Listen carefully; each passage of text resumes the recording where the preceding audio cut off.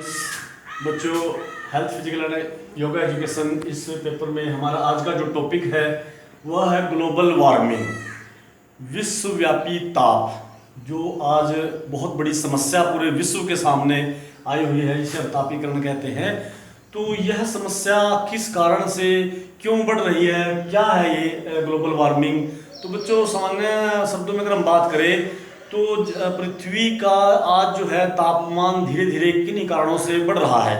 पृथ्वी पर carbon dioxide की मात्रा ज़्यादा बढ़ने के कारण जो है पृथ्वी का जो ताप है, सामान्य तापमान जो है वह सामान्य से कहीं अधिक इंक्रीज होता जा रहा है, बढ़ता जा रहा है, जिसके कारण जो है धरती गर्म हो रही है। इस ताप बढ़ने के कारण जो है और धरती के गर्म होने के कारण ही जो है ग्लोबल वार्मिंग की समस्या पैदा हो रही है। इसे हम विश्व तापीकरण कहते हैं, जिससे पृथ्वी का तापमान जो है आज बहुत अधिक मात्रा में इंक्रीज होता जा रहा है, बढ़ता जा रहा है बच्चों। तो इसके क्या कारण है? यह समस्या केवल आज एक देश के लिए नहीं बल्कि पूरे विश्व के सामने, पूरे संसार के सामने ये एक भयंकर समस्या है, जिसके बहुत ही दुष्परिणाम देखने को मिल रहे हैं। तो बच्चों, इसके क्या कारण है, क्यों ये आज ग्लोबल वार्मिंग की समस्या विश्व के सामने आई? तो इसका सबसे पहला जो मुख्य कारण है वह है CO2 इमिशंस। माने CO2 माने कार्बन डाइऑक्साइड गैस का अधिक मात्रा में बढ़ जाना। तो आज पृथ्वी पर जो है ना बहुत सारे कारणों से, चाहे वो कारखानों से निकलने वाले धुएं से, फैक्ट्रियों से और अपना वाहनों से निकलने वाले धुएं से जो है आज धरती पर जो है बच्चों कार्बन डाइऑक्साइड की मात्रा जो अधिक बढ़ती जा रही है, जिसके कारण जो है धरती का तापमान अधिक मात्रा में बहुत अधिक तेजी से बढ़ रहा है। तो यह एक बहुत बड़ी खतरे की एक बात है, तो इसलिए इसको रोका जाना चाहिए।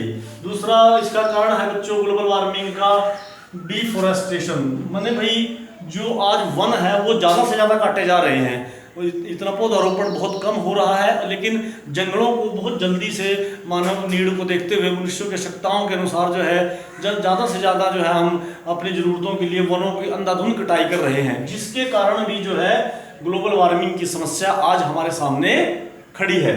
तो बच्चों, ये इसका दूसरा कारण है। और ओजोन लेयर डिप्लेशन, यानी कि जो हमारी आसमान में जो ओजोन लेयर है, जो सूर्य की जो बहुत तेजी से जो रेज जो किरणें धरती पर आती हैं, उन किरणों को जो है ये एक प्रकार से रोकती है, जो मनुष्य के लिए बहुत घातक होती हैं, पृथ्वी के लिए बहुत घातक होती हैं। वो सूर्य की जो रेज होती है, किरणें होती हैं बच्चों, उसको ये ओजोन लेयर रोकती है। लेकिन आज इस ओजोन लेयर में भी जो है बहुत सारे कारणों से जो है बच्चों एक प्रकार से ये कमजोर हो गई है, इसमें छेद हो गए हैं।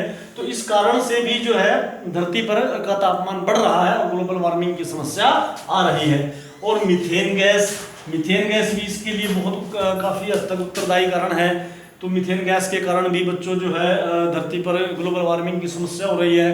और दूसरे बहुत सारे कारण हैं, जैसे जंगलों में आग लग जाती है, उससे भी जो है ग्लोबल वार्मिंग की समस्या बढ़ रही है।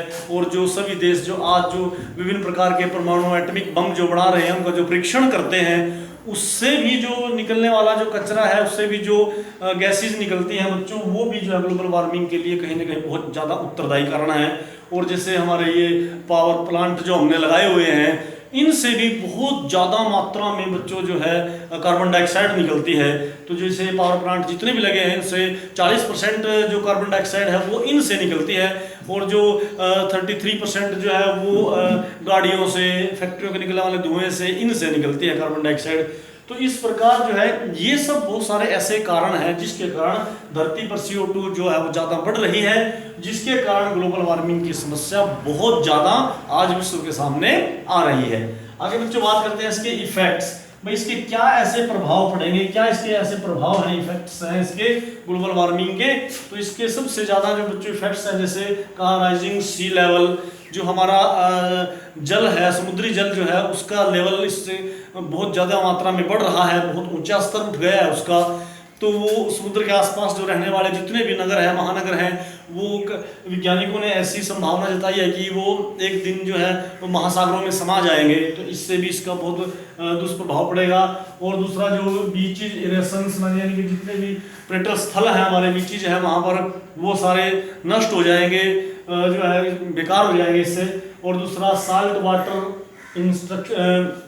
इंट्रूशन, मतलब जो साल्ट वाटर है, जो क्षारीय जल है, वो इसके कारण ज़्यादा बढ़ रहा है, क्योंकि जो सी लेवल है वो अगर ऊंचा होगा, हाई होगा, तो साल्ट वाटर उससे ज़्यादा बढ़ेगा।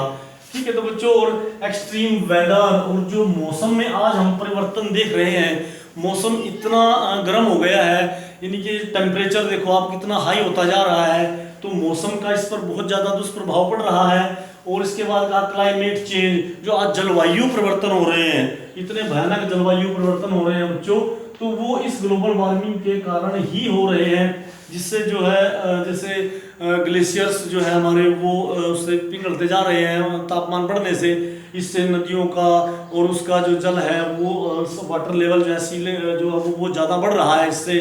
तो बच्चों इसके कारण जो है बहुत भयानक जो है जलवायु परिवर्तन भी देखने को मिल रहे हैं, जिससे जैसे इसमें ग्लेशियर्स की मैंने बात की, वो इससे ज़्यादा से ज़्यादा पिघलते जा रहे हैं।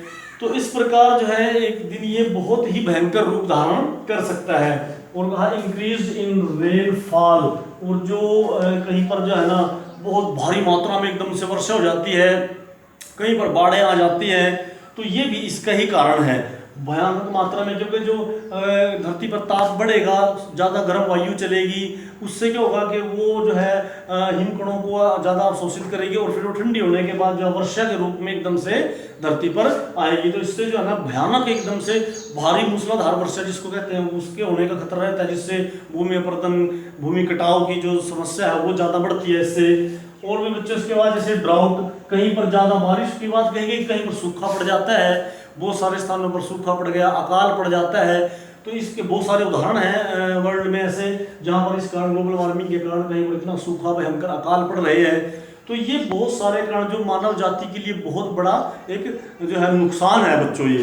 तो इस प्रकार ग्लोबल वार्मिंग के बहुत सारे इफेक्ट्स हमें देखने को मिल रहे हैं। स्प्रेड ऑफ डिजीजेज, जितनी बीमारियां हैं, बहुत सारी भयंकर बीमारियां इससे बढ़ रही हैं। आज जो ऐसी बीमारियां जिनको मनुष्य ने कभी सुना ही नहीं था, ऐसी बीमारियां आज देखने को मिल रही है, वो भी बच्चों इस तापमान के बदलाव का कारण है, इस ग्लोबल वार्मिंग का ही एक प्रभाव है, कारण है, जिसके कारण अनेक भयानक जो है बीमारियों का सामना आज मनुष्य जाति कर रही है।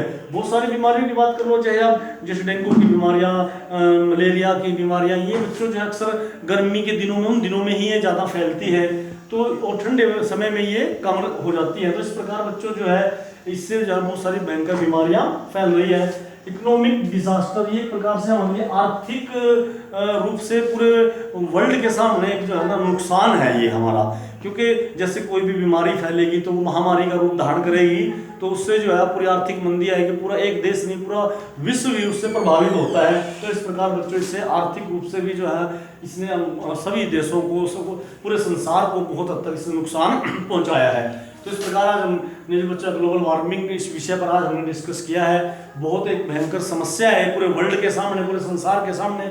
इससे हमने बच्चों बचना है, अपने वातावरण को हमने बना के रखना है, ज़्यादा से ज़्यादा हमने पेड़ पौधे लगाने हैं। तो इस प्रकार जो है और जो है कम संख्या में, कम मात्रा में हमने जो है ऐसे चीज़ों का प्रयोग करना है, जिससे जो हमारी प्रकृति, हमारा वातावरण जिससे दूषित होता हो, अपने एनवायरनमेंट को हमें साफ सुथरा बनाकर रखना है बच्चों, जिससे आने वाले समय में ग्लोबल वार्मिंग की समस्या से बचा जा सके।